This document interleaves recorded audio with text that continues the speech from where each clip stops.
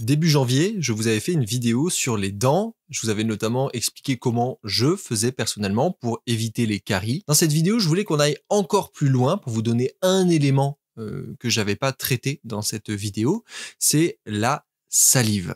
Vous allez voir à quel point c'est important. Vous allez voir, on va parler d'alcalinisation de la salive. On va aussi voir que c'est pas forcément pertinent d'alcaliniser sa salive et on va voir la petite nuance. Donc, restez bien accrochés jusqu'à la fin parce que vous allez voir, c'est extrêmement intéressant.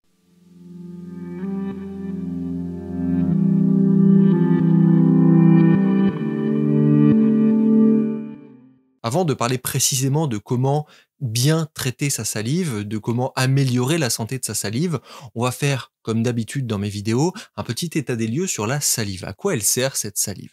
Parce qu'elle joue un rôle fondamental dans la santé des dents et des gencives. Son premier rôle déjà, c'est de lutter contre l'acidification de la bouche, de l'acidité dans la bouche. Ça notamment, elle le fait grâce au bicarbonate qu'elle contient. Ce bicarbonate est une base, donc cette base va aller tamponner l'acidité en présence généralement après chaque repas. Ensuite, elle va aussi avoir une action reminéralisante, cette salive.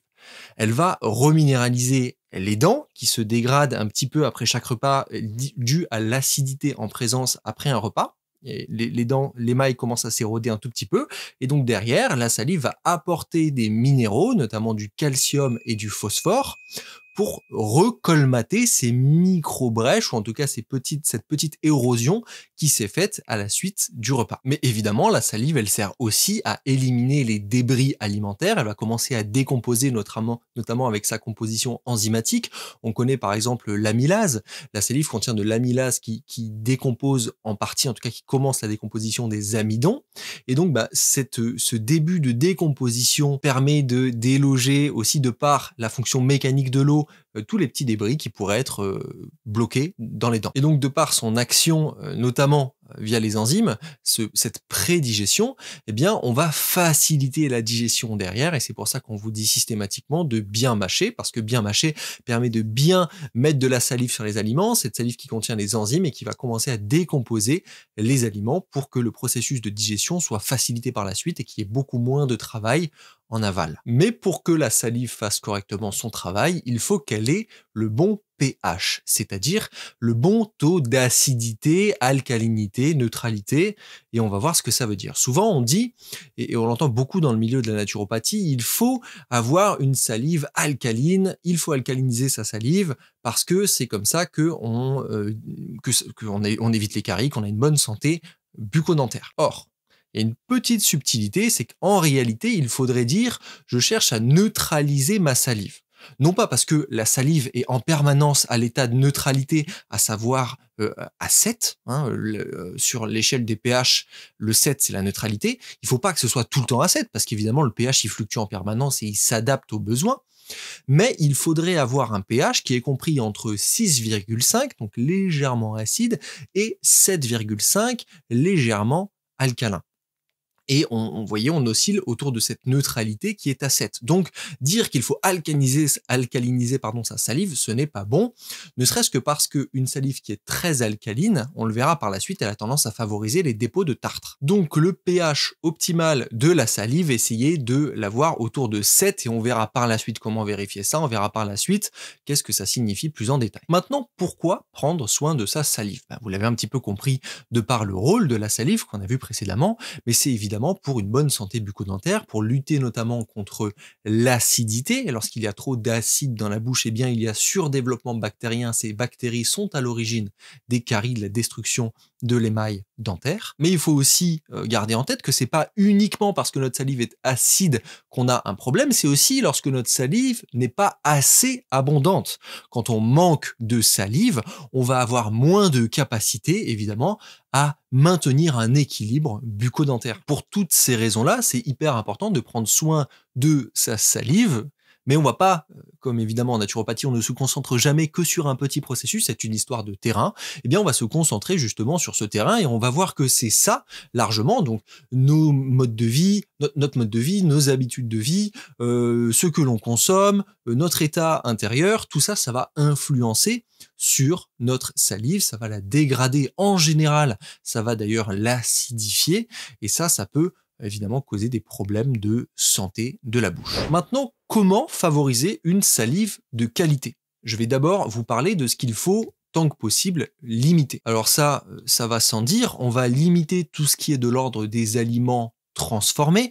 Les aliments transformés, ils ont deux problèmes. Généralement, pour ceux qui contiennent pas mal de sucre, eh bien, ils sont sucrés. Qui dit sucre dit souvent production d'acide, génération d'acide dans la bouche, donc génération de bactéries, donc caries. Ça, il faut les limiter tant que possible. Tout ce qui est sucre raffiné, tout ce qui est trop de sucre de manière générale, par rapport à l'apport en minéraux qui vont tamponner ces acides, évidemment. Il y a aussi une deuxième chose avec les aliments transformés, c'est qu'ils ne contiennent pas suffisamment de nutriments. Ils sont pauvres sur le plan nutritionnel. Il y a peu de vitamines, il y a peu de minéraux.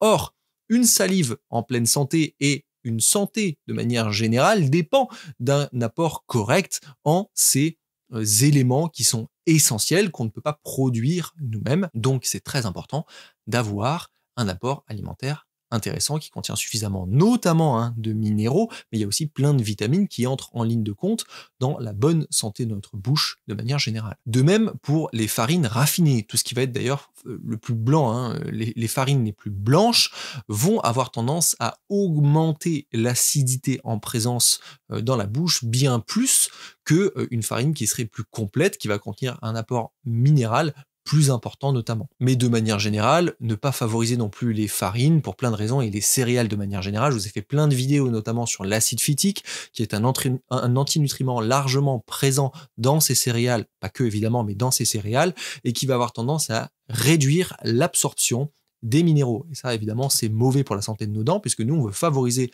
l'absorption des minéraux, le dépôt de minéraux au niveau de nos dents, et donc on ne veut pas que ce soit chélaté par cet acide phytique qui nous empêche de les utiliser. Sinon, à limiter aussi, on a les boissons acides. Les boissons acides, on a évidemment les sodas aujourd'hui. Les sodas, en plus d'être très sucrés, mais ils sont très acides. Vous avez certainement déjà vu ces vidéos qui montrent des débouchages de WC à l'aide de Coca-Cola, voilà, donc enfin Coca-Cola, Pepsi, je veux pas donner de marque, mais enfin tous ces sodas-là qui sont extrêmement acides et qui permettent de déboucher ou de nettoyer le tartre, tout simplement parce que ça va être un acide. Et l'acide, comme vous le savez, fait partir le tartre. Mais on a aussi tous les jus industriels. Les jus industriels qui ont perdu leur qualité nutritionnelle sont relativement acides. On a les boissons comme le café. Le café est aussi acide, notamment si vous avez un café de mauvaise qualité, encore plus. Tout ce qui va être café qui va être très éloigné de sa forme naturelle du grain, en général, c'est beaucoup plus acide. Je pense au café lyophilisé. Et enfin, dernière, la liste n'est non exhaustive, mais dernière chose à limiter tant que possible, pour une bonne salive, ça va être la respiration buccale. Lorsque vous avez une respiration buccale par la bouche, qu'est-ce qui se passe?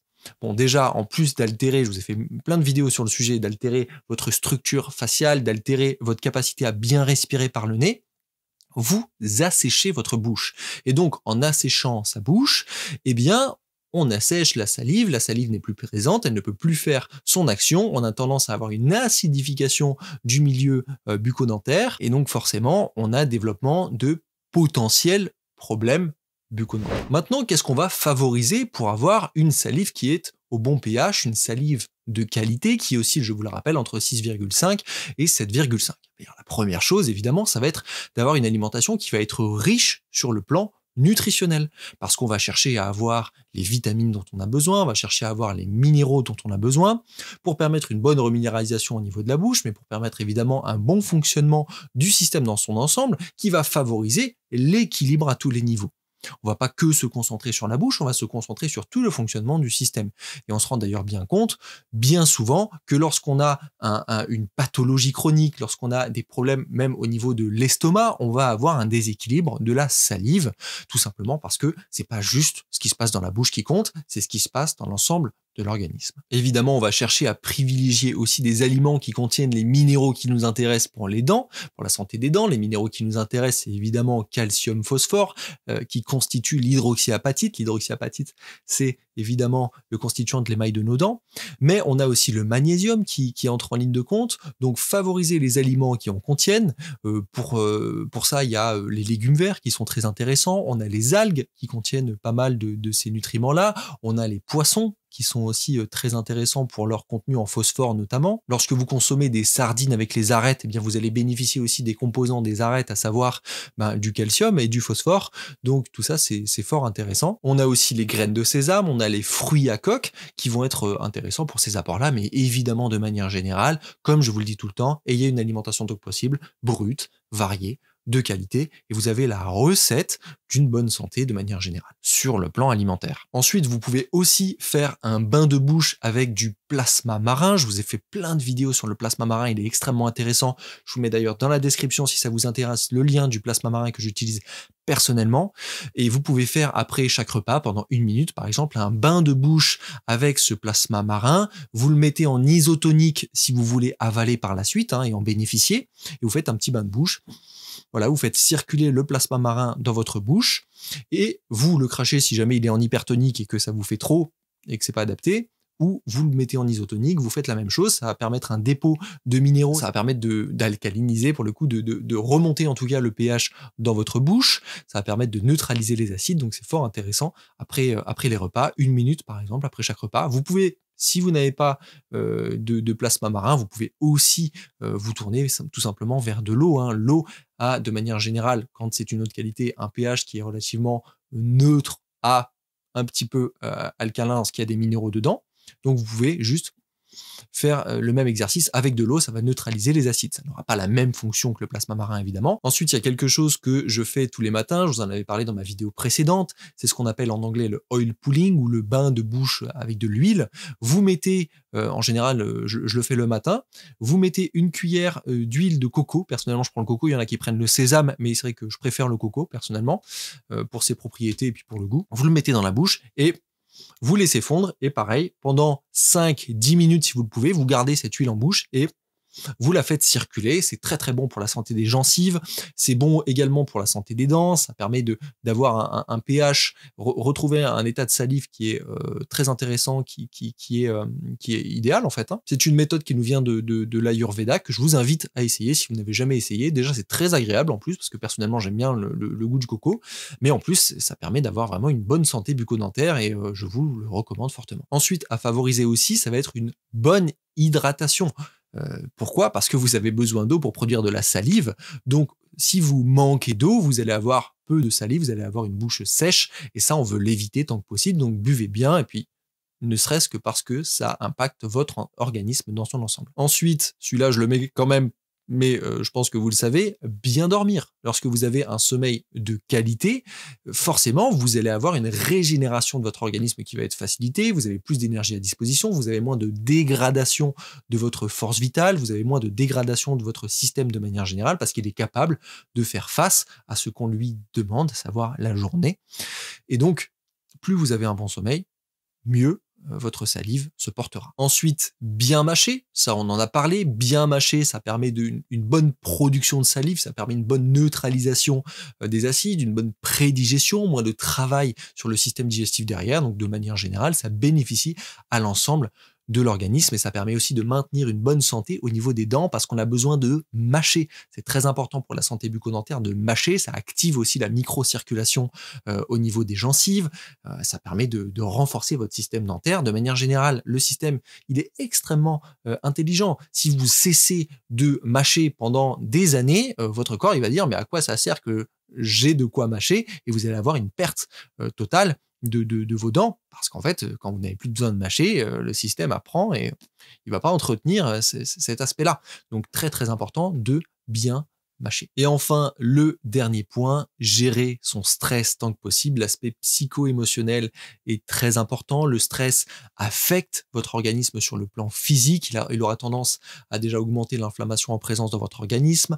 Il aura tendance à diminuer légèrement votre salive parce que le stress, c'est un état de réponse et on n'a pas besoin d'avoir de la salive dans la bouche pour répondre à une course ou je ne sais quel problème extérieur. On va avoir besoin d'avoir de l'énergie dans les muscles, avoir de l'énergie disponible au niveau du sang, donc par la libération de sucre via le cortisol. Vous n'avez pas besoin d'avoir de salive, donc en général, il y a une réduction de la salive. Et ça aura tendance aussi à acidifier l'organisme de par cette sursollicitation. À terme, l'organisme va se déminéraliser, va se fragiliser pour répondre à la demande. On sait que le stress notamment est un énorme consommateur de magnésium. Aujourd'hui, on a une épidémie de manque de magnésium déjà parce qu'on en a moins dans l'alimentation, mais en plus parce qu'on est des hyperstressés. Toutes ces raisons font que le magnésium est vraiment un minéral qui nous manque. Vous avez plein de méthodes pour gérer le stress, trouvez celle qui est la vôtre, celle qui vous convient, et je vous invite tant que possible à aller traiter la source de votre stress plutôt que d'essayer de patcher avec des choses extérieures. C'est pas toujours possible,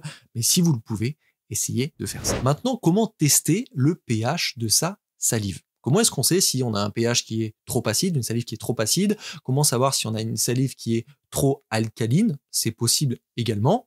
Eh bien, on va déjà commencer à regarder ces symptômes. C'est toujours le principe, en naturopathie, on dit que le symptôme est un message, on a un message qui nous est révélé par notre corps, eh bien on va l'écouter. Si on a des problèmes de dents, type carie, type les dents qui s'abîment, érosion des dents, les dents qui cassent, il y a des chances qu'on ait une fragilisation et donc une acidification du milieu. En revanche, si on a des dents qui sont en bonne santé, on n'a pas de caries, etc., mais en revanche, on accumule énormément de tartre, là, c'est qu'on a certainement une salive qui est trop alcaline parce qu'elle aura tendance à fixer justement ces minéraux qui sont alcalins, qui sont alcalinisants. Et attention, parfois, on peut avoir les deux. On peut avoir aussi une salive qui va tendance à fixer les minéraux, on va avoir aussi les dents qui s'abîment, déjà parce qu'il y a un déséquilibre global et qu'il y a une énorme fluctuation au niveau de la santé bucco-dentaire. C'est jamais en général tout l'un ou tout l'autre. Mais évidemment, les symptômes sont un premier repère, mais on peut aussi aujourd'hui, merci la science, accéder à des données beaucoup plus fiables et on peut acheter en pharmacie des petites bandelettes notamment qui peuvent permettre de mesurer le pH. On va tout simplement poser la bandelette sur sa langue, par exemple, ou cracher sur la bandelette pour qu'on ait justement la donnée du pH sur ces petites bandelettes. Comme vous l'avez compris, votre pH idéal, donc ça, il faut le faire, je ne vous l'ai pas précisé, mais il faut le faire le matin à jeun. C'est important. C'est en général la salive à jeun qu'on va mesurer parce que sinon il y a des facteurs qui peuvent influencer au cours de la journée. Vous l'avez compris, c'est autour de 7 qu'il faut avoir au niveau du pH. Ça fluctue dans la journée, vous l'avez compris. Tant que vous êtes entre 6,5 et 7,5, en général, ça va à peu près. Si vous êtes en dessous de 6,5, là, il y a des chances que votre salive soit trop acide. Si vous êtes au-dessus de 7,5, votre salive est trop alcaline, trop basique. Dans tous les cas, ce que je vous ai donné comme élément de réponse, ça va vous aider à retrouver l'équilibre. C'est pas je cherche à acidifier, je cherche à alcaliniser. Non. Si c'est trop acide ou trop alcalin, c'est qu'il y a un déséquilibre. Et ce déséquilibre, on va essayer de le rétablir, de retrouver l'équilibre en ayant un modèle qui convient, un modèle alimentaire, un modèle de mode de vie, un modèle psycho-émotionnel. Si vous êtes assailli en permanence par les choses que vous n'arrivez pas à dire aussi, ça je vous en ai parlé dans mes autres vidéos, tout ce qui est de l'ordre de la bouche, c'est la capacité à dire les choses, c'est les dents, c'est aussi la capacité à faire des choix. Il y a plein de choses qui rentrent en ligne de compte et quand on retrouve son état d'équilibre avec quelque chose d'intelligent, quelque chose de respectueux de votre équilibre, eh bien vous allez retrouver cet équilibre de votre salive. On va pas chercher à alcaliniser ou acidifier. Ça aurait pas de sens. Sauf dans certains cas, évidemment, très précis. Je dis pas que ça, c'est pour tout le monde que ça fonctionne. Il y a toujours des cas spécifiques, mais de manière générale, on cherche à retrouver l'équilibre par un modèle équilibré. Tout simple. J'espère que cette vidéo vous aura plu. Si c'est le cas, dites-moi dans les commentaires ce que vous en avez pensé. Dites-moi aussi si vous avez déjà essayé de mesurer votre pH au niveau de la salive. Qu'est-ce que vous avez eu comme résultat? À mon avis, si on fait un petit poll, comme on dit en français, un petit questionnaire, un petit sondage dans les commentaires, je suis sûr qu'on va avoir plus d'acide que d'alcalin, mais voilà. Ce sera intéressant, donc faites vos retours si jamais vous avez ne serait-ce que même des symptômes, ça peut être intéressant de voir ça. Moi d'ici là je vous dis à la prochaine et surtout prenez soin de vous.